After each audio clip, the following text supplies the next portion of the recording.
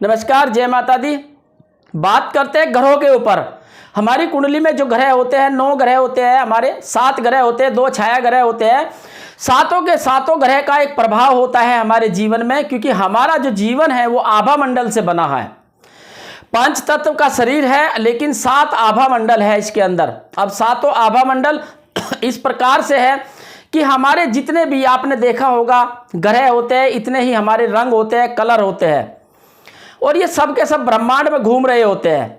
आपने देखा होगा हमारी कुंडली में जितने भी ग्रह हैं वो सारे परमात्मा आसमान में घूमते रहते हैं, यानी आसमान में ऊपर आपको दिखाई देंगे। आपने देखा होगा कि पढ़ा भी होगा कि हमारा सूर्य ग्रह भी आकाश में है, चंद्रमा भी, मंगल भी, बुध भी, बृहस्पति भी, शुक्र भी, शनि भी, और जो हमारे राहु केतु है छाया ग्रह वो भी हमारे भ्रमण करते रहते हैं।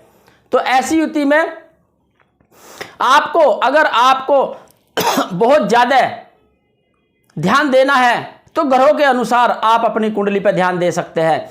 जब ग्रह के अनुसार आप अपनी कुंडली पर ध्यान देंगे तो आपको अचानक से ही आपको लाभ प्राप्त होने लग जाता है, क्योंकि जब हमारी कुंडली में जो जो ग्रह घूमते रहते हैं, घूम करके चक्र बना करके हमारे सामने होते हैं, वो हमें लाभ देने लगते हैं। लेकिन ध्यान रहे कि हमें ये देखना होता है किस दूरी पर, कितनी दूरी पर घूम रहे हैं ग्रह, उसके अनुसार ही लाभ प्राप्त होगा।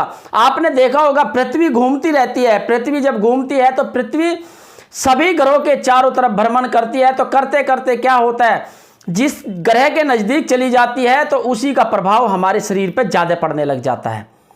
अगर मंगल ग्रह के प्रभाव में ज़्यादा चले जाएंगे तो अग्नि गर्म तुषाव हो जाएगा, और गर्म हमारा जो शरीर होता है गर्म होने लग जाता है, और हमारा जो भाव होता है वो भी चिड़चिड़ा होने लगता है, गुस्सेल हो जाते हैं। इसी तरह से जो ग्रह उनके नज़दीक आता है पृथ्वी के, इसी तरह से उसका असर हमारे जीवन में जरूर पड़ता है। इसलिए हमारे जो ग्रह होते हैं पूरे के पूरे ब्रह्मांड में घूमते रहते हैं, और जितने भी ज्योतिष आचार्य ज्ञानी हैं, जो अच्छे ज्ञानी हैं, वह ब्रह्मांड में ज्योतिष को पढ़ करके जो ब्रह्मांड में ग्रह है उनको पढ़ करके ज्योतिष बताते हैं, और उन 9 ग्रह के ऊपर ही आपका पूरा जीवन का आधार बना हुआ है। इसलिए कुंडली दिखाना अति आवश्यक है। कुंडली में दिए गए ग्रह, कुंडली में दिए गई जो भी समस्या है वो जरूर हल होती है। जितने भी ग्रह होते हैं उनका लाभ और हानि दोनों प्रकार से मिलते हैं हमारे कुंडली के अनुसार। इसलिए कुंडली जरूर दिखानी चाहिए, और लाभ और हानि, क्योंकि आप स्वयं ब्रह्म ज्ञानी हो। जो ब्रह्मांड में रहता है वो ब्रह्म ज्ञानी होता है। नमस्कार, जय माता दी।